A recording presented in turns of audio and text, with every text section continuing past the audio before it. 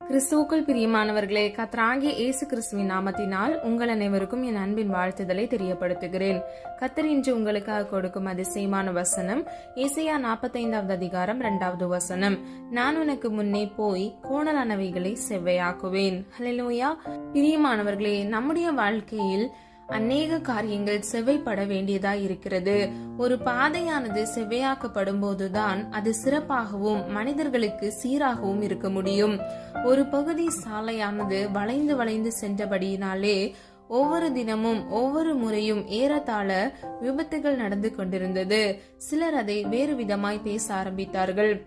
அது நிமித்தமாக அந்த ஊர் மக்கள் இந்த ரோடானது ஒவ்வொரு நாளும் சாலை விபத்தை கொண்டு வரக்கூடியதாய் இருக்கிறது என்று சொல்லி ஒரு காலகட்டத்திலே மிகுதியாய் எதிர்ப்பை தெரிவித்தார்கள். அப்பொழுது அரசாங்கம் அந்த பாதையை சரி செய்வதற்காக முயற்சிகளை எடுத்து சரி செய்தார்கள். அதை செவ்வையாய் செய்து நேராக்கின பொழுது அந்த சாலை விபத்தானது நின்று போய்விட்டது. யோசித்து பாருங்கள், செவ்வையாக்கப்பட்டபடியினாலே அங்கு நடைபெற்ற வேதனைக்குரிய காரியங்கள் நின்று போயிற்று. பிரியமானவர்களே, உலக மனிதர்களுடைய வாழ்க்கையிலும் அப்படித்தான். அவனுடைய சமுதாய வாழ்க்கையில் மாத்திரமல்ல, அவனுடைய ஆவிக்குரிய வாழ்க்கையிலும் அவன் செவ்வையாக்கப்படும் போது தான் சந்தோஷத்தோடு தன் வாழ்க்கையில் நடக்க முடியும். ஆனால் பிரியமானவர்களே, நம்முடைய வாழ்க்கையில் கர்த்தராகிய இயேசு கிறிஸ்துவை நமக்கு முன்பாக நம்முடைய முன்னிலைமையில் நாம் வைக்கும் போது அவர் நமக்கு முன்பாக சென்று எல்லா கோணலான காரியங்களையும் செவ்வையாக்குகிற அன்பின் தேவனாயிருக்கிறார். ஹல்லேலூயா. செவ்வைப்படுத்துவது மிகவும் முக்கியமான ஒரு காரியம். நாம் செவ்வையாய் செல்வதற்கு கவனமாய் இருப்போமானால் ஜெயமுள்ளவர்களாய் ஆசிர்வதிக்கப்பட்டவர்களாயும் மாறிவிடுவோம். ஹல்லேலூயா. பிரியமானவர்களே, மனிதனுடைய வாழ்க்கையிலே அநேக காரியங்கள் செவ்வையாக்கப்பட வேண்டியதாய் இருக்கிறது. வேதத்தில் சொல்லப்பட்ட சில காரியங்களை பார்க்கும்போது தேவன் எப்படிப்பட்டவராய் இருக்கிறார், என்னென்ன காரியங்களை அவர் செவ்வையாக்குகிறார் என்பதை நாம் அறிந்து கொள்ளலாம். முதலாவது, செவ்வையாக்கப்பட வேண்டிய காரியம் என்ன? முதலாவது, நம்முடைய இருதயம் செவ்வையாக்கப்பட வேண்டும். ஆதார வசனம் 78வது சங்கீதம் 8வது வசனம். இருதயத்தை செவ்வைப்படுத்தாமலும் தேவனை உறுதியாய் பற்றி கொள்ளாமலும். ஹல்லேலூயா.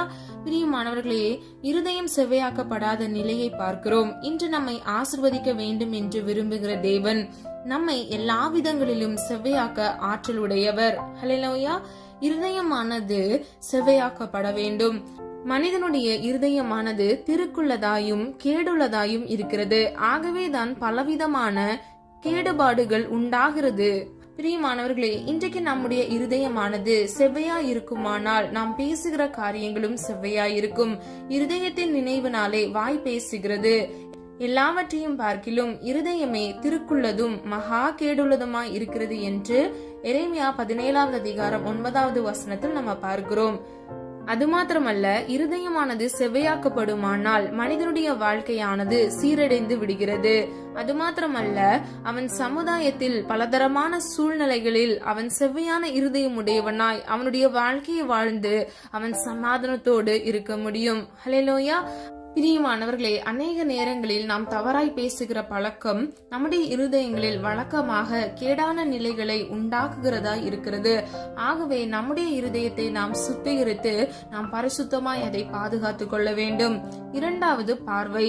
நீதிமொழிகள் 4வது அதிகாரம் 25வது வசனம். உன் கண்கள் நேராய் நோக்க கடவுது, உன் கண்ணிமைகள் உனக்கு முன்னே செவ்வையாய் பார்க்க கடவுது.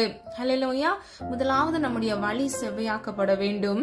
இரண்டாவது, நம்முடைய இருதயம் செவ்வையாக்கப்பட வேண்டும். மூன்றாவது, நம்முடைய பார்வை செவ்வையாக்கப்பட வேண்டும். பிரியமானவர்களே, உன் கண்ணிமைகள் செவ்வையாய் பார்க்க கடவுது.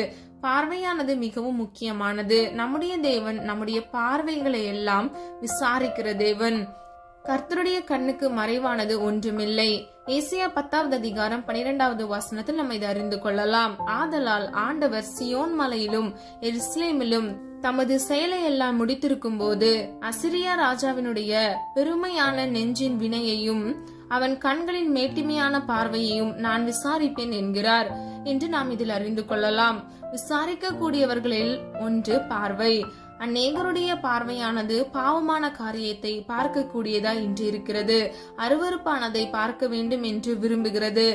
பிரியமானவர்களே, தவறானதை பார்க்கிற மக்கள் அநேக பேர் இந்த நாட்கள்ல பெருகி கொண்டிருக்கிறாங்க. அதாவது அருவருக்கப்பட வேண்டிய காரியங்களை அவர்கள் மொபைல் போன் மூலமாக பார்த்து அவர்களுடைய வாழ்க்கையில் அவர்கள் கண்களை அசுசிப்படுத்தி அவர்கள் பார்வை நிமித்தமாக பாவத்தில் விழுந்து போகிறார்கள். பிரியமானவர்களே, செவ்வையான காரியங்களை இருதயத்தில் சிந்தித்து செவ்வையானதை நம்ம பார்க்கிறவர்களாய் இருக்க வேண்டும். அப்பொழுது மாத்திரமே தேவனிடத்திலிருந்து நாம் ஆசீர்வாதத்தை பெற்றுக்கொள்ள முடியும். கடைசியாக வழிகள் செவ்வையாக்கப்படுவதால் வரும் ஆசீர்வாதங்கள் என்ன என்பதை அறிந்து கொள்ளலாம். முதலாவது, பூமியிலே செவ்வையாய் வாழ்வார்கள்.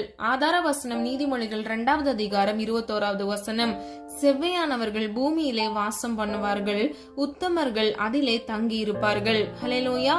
பூமியிலே நலமாய் வாழ்வதற்கு செவ்வையாக்கப்பட வேண்டும். அதோடு வழிகள் செவ்வையாக்கப்படும் பொழுதுதான் 107வது சங்கீதம் 7வது வசனத்தின்படி தாபரிக்கும் ஊருக்கு போய் சேர அவர்களை செவ்வையான வழியில் நடத்தினார் என்பதை அறிந்து கொள்ளலாம்.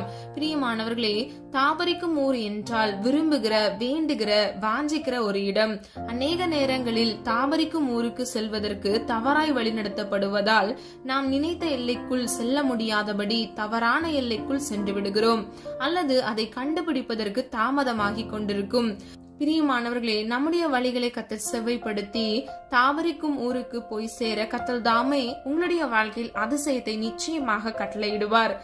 பிரியமானவர்களே, கர்த்தர் நமக்கு நல் வாழ்க்கையை அருளுகிறவராய் இருக்கிறபடியினால் நம்முடைய வழிகளை நாம் செவ்வையாக்குவதற்கு நம்முடைய இருதயத்தை, நம்முடைய பேச்சை, நம்முடைய பார்வையை நாம் கர்த்தருடைய சமூகத்தில் செவ்வையாக்கப்படுவதற்கு நாம் ஒப்பு கொடுக்க வேண்டும்.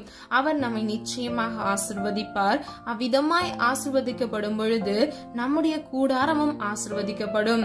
இதை நாம் அப்போஸ்தலர் 15வது அதிகாரம் 17வது வசனத்தில் தாவீதின் கூடாரத்தை செவ்வையாய் நிலைநிறுத்துவேன் என்று சொல்லி இருக்கிறார். ஹல்லேலூயா. இந்த மேலான பாக்கியத்தை பெறுவதற்கு நம்மை அர்ப்பணிப்போம். கர்த்தராகிய தேவன் உங்களை நிச்சயமாக ஆசிர்வதித்து உங்களுடைய வாழ்க்கையில் இருக்கக்கூடிய எல்லா கோணலான பாதைகளையும் கர்த்தர் செவ்வையாக மாற்றி உங்களை அதிசயங்களை காண கிருபை செய்வார். நம்ம எல்லாரும் ஒரு மனதா ஜெபிக்கலாமா? அன்பின் பிதாவை, அப்பா, எங்களை மது கருத்தில் ஒப்பு கொடுக்கிறோம். அறிந்தும் அறியாமல் செய்த தவறுகளை மன்னிங்கப்பா. எங்களிடத்தில் அநேக குற்றங்கள் உண்டு, குறைகள் உண்டு. ஆண்டவரே, தயவாய் மன்னிங்க. உமக்கு பிரியமாய் வாழ எங்களை அர்ப்பணிக்கிறோம். ஆண்டவரே, நீர் இன்று ஆண்டவரே உடைய பிள்ளைகளுக்கு கொடுத்த வாக்குத்தத்த வசனத்தின்படி பிள்ளைகள் வாழ்க்கையில் இருக்கக்கூடிய எல்லா தடை கற்களை இயேசுவின் வல்லமுள்ள நாமத்தினால் தடைகளை நிர்மூலமாக்கி போடும்படியாய் ஜெபிக்கிறேன் தகப்பனே. பிள்ளைகளுடைய வாழ்க்கையில் இருக்கக்கூடிய எல்லா கோணலான வழிகளையும் இயேசுவின் வல்லமுள்ள நாமத்தால் செவ்வையாக்குங்க தகப்பனே. தேவையோடு இந்த காணொலியை பார்த்து கொண்டிருக்கிற ஒவ்வொரு பிள்ளைகளின் தேவைகளை கர்த்தர் தாமே நீர் சந்தித்து பரிபூர்ண நன்மையினாலும் பரிபூர்ண ஆசீர்வாதத்தினாலும் பிள்ளைகளை திருப்தியாக்கும்படியாய் ஜெபிக்கிறேனப்பா. அது மாத்திரமல்ல, கடன் பிரச்சனைகள், உலக கவலைகள், ஒரு டிப்ரெஷன், பிரிவினைகள், குடும்பங்கள்ல பிரச்சனைகள் என்று அப்பா தாகத்தோடு உடைய சமூகத்தில் ஆசீர்வாதத்துக்காக காத்திருக்கிற அப்பா, இந்த காரியங்கள்ல விடுதலைக்காக காத்திருக்கிற ஒவ்வொரு பிள்ளைகளுக்கும் இயேசுவின் நாமத்தில் ஒரு விடுதலை கட்டளையிடுங்கப்பா. உம்மலாகாத காரியம் ஒன்றுமில்லையாப்பா. உம்மை நோக்கி பார்க்கிறோம் ஆண்டவரே, உம்மையே நம்பி இருக்கிறோம் ஆண்டவரே. அப்பா, நீதிமானுடைய கால்களை தள்ளாட ஒட்டார் என்று வேதம் சொல்லுகிறது. அப்பா, ஒவ்வொரு பிள்ளைகளையும் நீதிமானாய் மாற்றுங்க. நீதிமானின் சிரசின் மேல் ஆசீர்வாதம் தங்கும் என்று சொன்ன வசனத்தின்படி ஒவ்வொரு பிள்ளைகள் மீதும் ஆண்டவரே சிரசின் மீதும் ஆசீர்வாதத்தை தங்கி தாபரிக்க பண்ணுவீராக. காத்துக்கொள்ளுங்க, பொறுப்படுத்திக் கொள்ளுங்க. இம்மட்டும் காத்து வழிநடத்தி வந்த தேவன் இனிவரும் நாட்களிலும் கண்மணி போல் பாதுகாத்துக் கொள்ளுங்கப்பா. எங்களிடத்தில் அநேக குற்றங்கள், குறைகள் உண்டு. தயவாய் மன்னித்து நீர் கொடுக்கிற ஆசீர்வாதத்திற்கு உம்முடைய பிள்ளைகளை தகுதிப்படுத்துவீராக. பிள்ளைகளுடைய வாழ்க்கையில் இருக்கக்கூடிய எல்லா முன்னேற்ற தடைகள், பிரிவினைகள், அப்பா, திருமணத்திற்காக காத்திருக்கிற பிள்ளைகள், தடைகள் எல்லாவற்றிலும் இயேசுவின் நாமத்தில் ஒரு விடுதலை கட்டளையிடுவீராக. என் தேவனால் கூடாத காரியம் ஒன்றுமில்லை ராஜா. சகலத்தையும் நீர் உருவாக்கினீர். உம்முடைய வார்த்தையினால் உருவாக்கினீர் அப்பா. நீர் சொல்லாகும், நீர் கட்டளையிட நிற்கும் ஆண்டவரே. எண்ணற்ற அற்புதங்களை அப்பா நீங்க வேதத்தில் செய்ததை நாங்கள் அறிந்து விசுவாசிக்கிறோம் ஆண்டவரே. விசுவாசிக்கிறவனுக்கு எல்லாம் ஆகும் என்று சொன்னீங்கப்பா. எத்தனையோ தேவைகளோடு இந்த காணொலியை பார்த்து கொண்டிருக்கிற ஒவ்வொரு பிள்ளைகளின் அப்பா தேவைகளை கர்த்தர் அறிந்திருக்கிறீர் அப்பா. விடுதலை கட்டளையிடுங்க. இயேசுவின் வல்லமையுள்ள நாமத்தினாலும் இயேசுவின் வல்லமையுள்ள ரத்தத்தினாலும் ஆண்டவரே ஒரு விடுதலை கட்டளையிடுவீராகப்பா. சமாதானத்தின் தேவன் பிள்ளைகளுக்கு சமாதானத்தை கட்டளையிடுங்க. இழந்த சந்தோஷம், ஆசீர்வாதத்துக்கு பதிலாக ரெட்டிப்பான சந்தோஷத்தையும் ஆசீர்வாதத்தையும் கட்டளையிட்டு பிள்ளைகளை அப்பா சாட்சியுள்ள ஜீவியத்தை வாழ கிருபை செய்வீராக. கர்த்தர் நீர் அப்படியே செய்கிறீர். அதற்காக நன்றி செலுத்துகிறேன். உம்முடைய நாம மாத்திரம் மகிமைப்படுவதாக. ஜெபித்த ஒவ்வொரு ஜெபங்களுக்கும் நீர் ஆமென்றும் ஆமென் என்றும் பதில் கொடுக்க போகிறீர். அதற்காக நன்றி செலுத்துகிறேன். இந்த புதிய நாளை கர்த்தருடைய சமூகத்தில் ஒப்பு கொடுக்கிறோம் அப்பா. நன்மையும் கிருபையும் பாக்கியமும் உம்முடைய பிள்ளைகளை தொடரட்டும். ஆசீர்வதிங்க, பாதுகாத்துக் கொள்ளுங்க. இயேசுவின் மூலம் ஜெபிக்கிறோம் பிதாவே, ஆமீன்.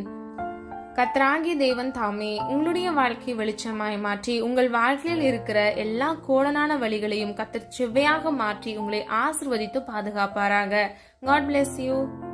பிரியமானவர்களே, இந்த வீடியோ உங்களுக்கு பிடிச்சிருந்துச்சுன்னா லைக் பண்ணுங்க, சப்ஸ்கிரைப் பண்ணுங்க, பெல் ஐக்கான் கிளிக் பண்ணுங்க.